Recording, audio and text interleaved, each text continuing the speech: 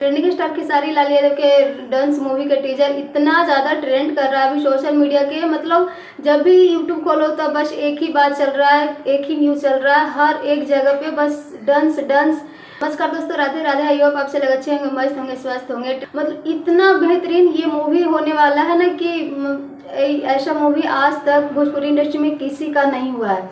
ऐसा लग रहा है कि ये मूवी से 100 करोड़ पक्का कमा लेंगे, क्योंकि अगर ये मूवी आया तो आप लोग देख सकते हैं टेलर में, टीजर में कि इसका जो क्वालिटी है, इसका फिगर है, लुक है, सब कुछ एकदम बॉलीवुड जैसा बेहतरीन हुआ है। और इसमें बहुत ही ज़्यादा खेसारी में मेहनत भी की है।